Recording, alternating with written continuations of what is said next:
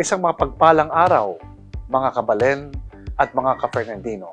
Matinding hamon sa sangguniang panlungsod ng Ciudad San Fernando ang pandemya kung saan apektado din ang buong mundo. Ganun pa man, bilang mga leader ng lungsod, hindi kami natitinag. Ang inyong sanggunian ay patuloy ang pagpupursige para maibalik ang sigla ng ating syudad, lalong-lalo na sa larangan ng ating ekonomiya.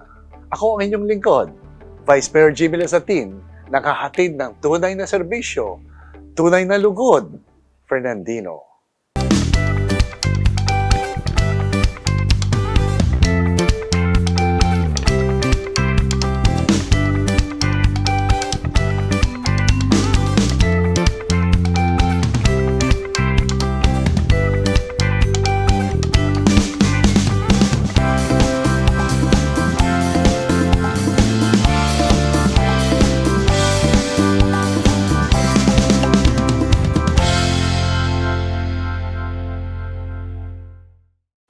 Maliban sa paghahatid ng ayudang pantawid sa ating pang-araw-araw na pamumuhay, sinusiguro ng Sangguniang Panlungsod na merong konkretong solusyon ang ating lokal na gobyerno sa epekto ng COVID-19 pandemic, lalong-lalo na sa ating hanapbuhay ng mga Fernandino.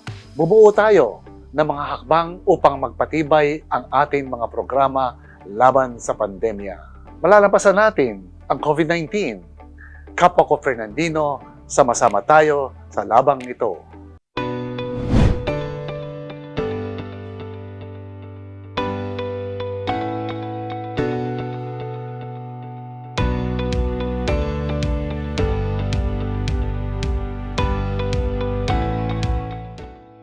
May kasabihan, prevention is better than cure. Hindi pa man dumating, unahan na dapat natin supuin. Noong unang pumutok ang COVID-19 pandemic, nagpatupad tayo ng polisiya at plano upang maiwasan ang pagkalat ng COVID-19 sa siyudad San Fernando. Ganun pa man, sa kabila ng masusing paghihigpit, kumalat pa rin ang di nakikitang sakit.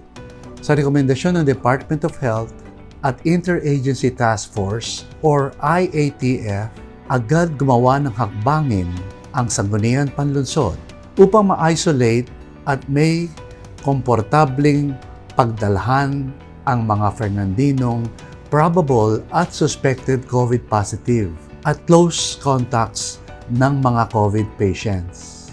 Madami-dami ang mga ito, kaya naman ilan din ang itinalagang community isolation facilities.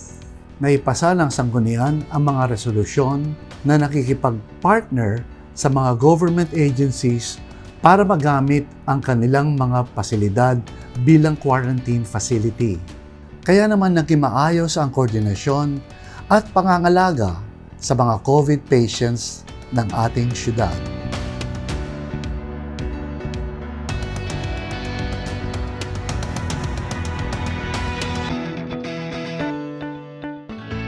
Dahil bago at wala pang masyadong pag-aaral ang sakit ng COVID, madaming pasilidad, clinic at hospital ang hindi tumatanggap ng COVID patients. Kaya naman, nakipag-partner ang lungsod sa Green City Medical Center sa pamamagitan ng Resolution Number 2020-090. Sa ilalim nito, inatasan si Mayor Edwin Santiago na pumasok sa isang Memorandum of Agreement or MOA sa pagitan ng Green City Medical Center at ng lungsod ng San Fernando. PhilHealth Accredited Level 2 Hospital and Green City Medical Center. Madaling makita, madaling puntahan.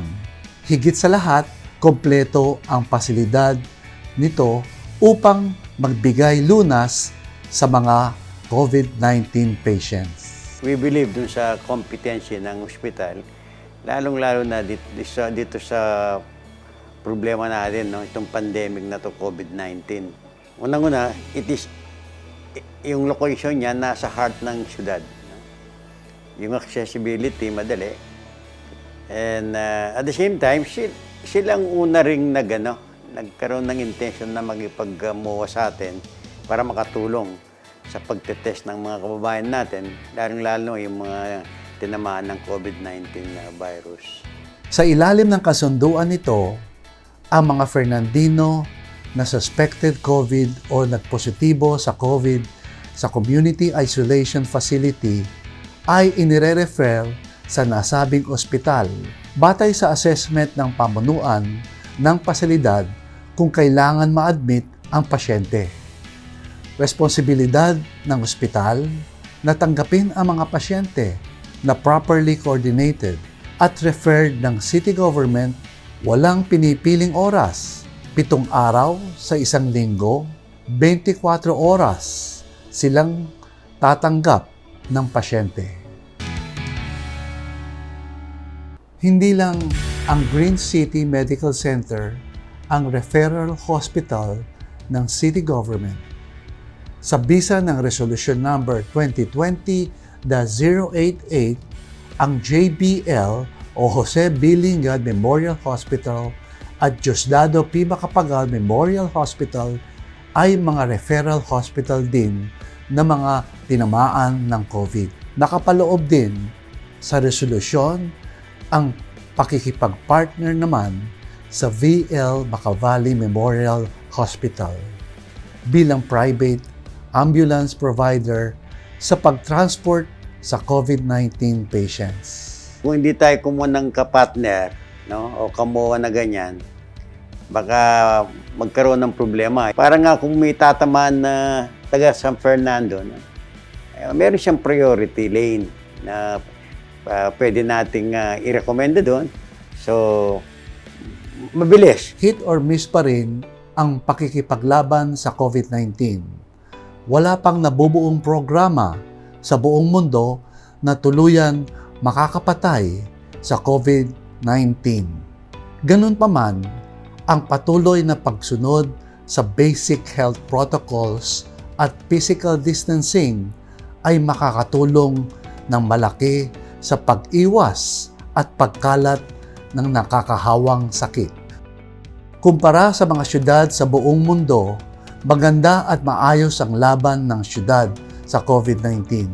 Hindi man madali, unti-unti tayong nagsasanay sa pagkakaroon ng buhay sa labas ng ating mga bahay sa kabila ng banta ng COVID.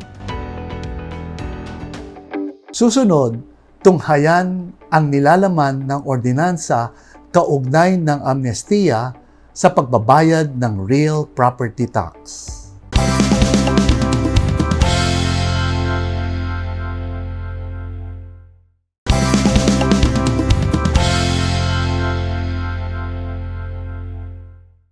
Sa nakalipas na taon, naging aktibo ang Sangguniang Panlunsod sa pagbuo ng mga ordinansa at resolusyon para sa mga Fernandino.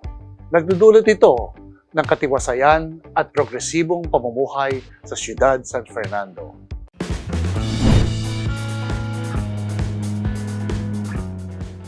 Bawat tao ay doble ang hirap na pasanin sa kasalukuyan. Bagamat tinamaan ng pandemya ang kabuhayan at trabaho ng karamihan, hindi tumigil ang gastusin sa araw-araw kabilang na mga bayarin. Nandyan din ang mga obligasyon na kailangan bigyang pansin gaya ng buwis sa mga pag-aari o real property tax. Sapagkat batid ng sangguniang panglungsod ang pinagdaraanan ng mga Fernandino at mga taxpayers ng siyudad San Fernando, kaya naman napagkasunduan ng sanggunian na ipasa ang Ordinance No. 2021-007.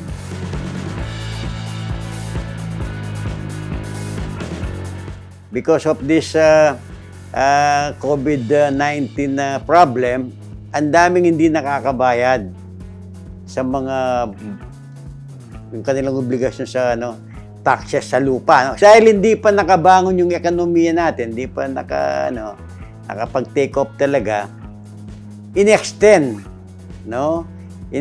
yung suspension ng pagbabayad ng mga penalties hanggang December 31 this year. Binago ng ordinansa ang petsa ng pagbibigay ng amnestiya sa mga real property owners. Dati, ang sakop lamang nito ay January 1, 2020 to December 31, 2020, Ngayon ay ginawa na ito hanggang December 31, 2021. Ibig sabihin, ang mga RPT taxpayers na may hindi nabayarang buwis ito mga nakalipas sa taon ay maaari nang i-update ang kanilang payment nang walang babayarang penalty o interes. Kung magkano ang regular nilang binabayaran ay ganoon pa rin ang halaga. Ang real property tax amnesty po ay kung saan hindi na po tayo magbabayad ng interes. Pero ang babayaran lang po natin is yung basic at yung special education fund tax. So kapag ito po ay in-avail, kahit ilang years po, no, from 2020 and beyond, hindi po tayo magbabayad ng interest niya. Ano nga ba ang real property tax?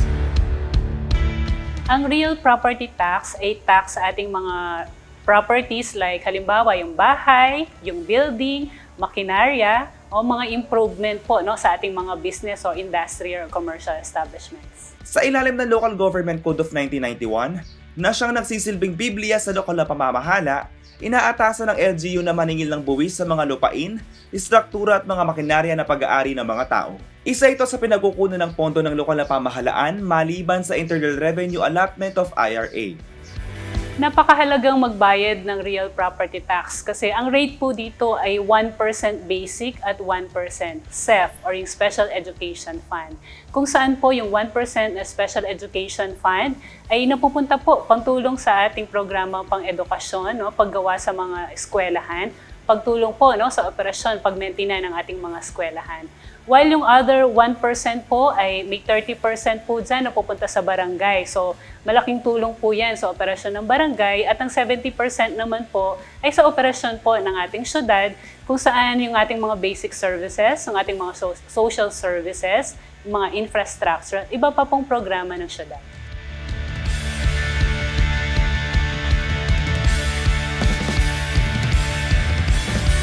Nitong nakaraang 2020, aabot umano sa 140 million pesos sa real property tax collection ang napunta sa kaban ng siyudad San Fernando. Maliban pa sa napunta sa Special Education Fund o SEF at mga barangay. Kaya malaking tulong umano ang RPT tax sa pagsulong ng mga proyekto at serbisyo para sa mga Fernandino. For the year 2020 po, ang ating pong kabuuang koleksyon ay nasa 1.8 billion, no? At ang real property tax po doon ay nasa 140 million. Though ito po ay 70% lamang. Ang nabanggit ko nga kanina na 30% po ay napupunta sa barangay. So more or less ito po ay nagre-range ng 10 to 12%. Taon-taon ang pagbabayad ng real property tax. Maaaring minsan sa isang taon na buong ibibigay ang bayad, pwede rin ng quarterly o tuwing ikatlong buwan. Ang buwis sa babayaran para sa mga real property ay batay sa halaga ng pag-aari o assessed value. Habang tumataas ang presyo ng ari-arian, ay tumataas din ang tax nito. Nakasaad sa Section 223 ng Local Government Code of 1991 na ang real property tax sa sisingilin ay 1% ng assessed value para sa probinsya at 2% para sa City of Municipality na within Metro Manila area. May interes na ipinapataw sa mga hindi nakakapagbayad ng buwis. Nasa 2% ng RPT tax ang surcharge bawat buwan ng palya hanggang 72% kung aabot ng 36 months ang late payment. Kung sakaling tumambak o maipon ng utang sa real property tax ay may karapatan ng gobyerno na ipa-auction o ibenta ito. Kapag hindi po tayo nakapagbayad ng real property tax, meron po itong kaakibat na penalty na 2% per month, maximum of 36 months. At kung saan ang City Treasurer's Office naman po ay bibigyan po, padadalhan po kayo ng mga sulat. At pwede rin po kasing ang mangyari ay i-auction ito kapag po mga ilang beses na kayo ay masulatan at hindi po natugunan. Hindi lamang ang mga may utang ang may benepisyo sa programa ukol sa real property tax. Para sa mga walang palya sa pagbabayad ng buwis sa kanilang ari-arian, meron ding binibigay na discount ng city government kung makakatugon sa mga itinakdang deadline kung installment. March 31 para sa unang pagbabayad, June 30 sa second payment, September 30 sa ikatlo at December 31 sa ikaapat. Maaari din naman na binsana ng gagawing pagbabayad. Para sa mga walang delinquency or current year po, no, ang ating deadline, lalo na sa mga nagbabayad ng quarterly, ang third quarter po natin ay naka-deadline ng September 30, ang fourth quarter ay naka-deadline ng December 30. At kung gusto nyo po makapag-avail ng mas malaking discount, Actually, kapag nagbayad ka within the deadlines mentioned, may 10% discount ka. At kung gusto mong makapag-avail ng mas malaking discount, hanggang November 30 po, yung for the year 2022 naman. Mag-advance payment po tayo para meron po tayong mas malaking discount na 15 to 20%. Sa mga nais mag-avail sa Real Property Tax Amnesty ay kailangan munang bayaran ng mga taon na hindi nakapagbuwis bago mabayaran ng taong 2021. Para sa iba pang detalye ukol sa inyong babayarang real property tax ay maaaring makipag-ugnayan sa City Treasurer's Office. Susunod, mga drug reformists sa Ciudad San Fernando nagtapos na ng 6 na buwang rehabilitasyon.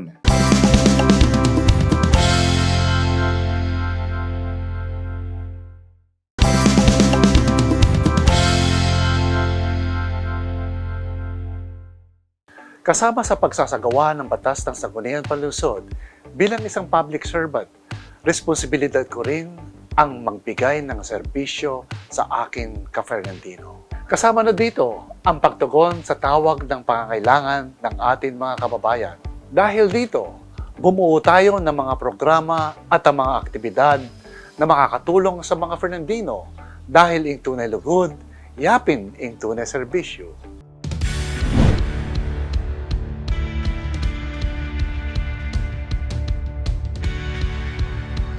Nahaharap ang buong mundo sa isang malaking gera sa COVID-19.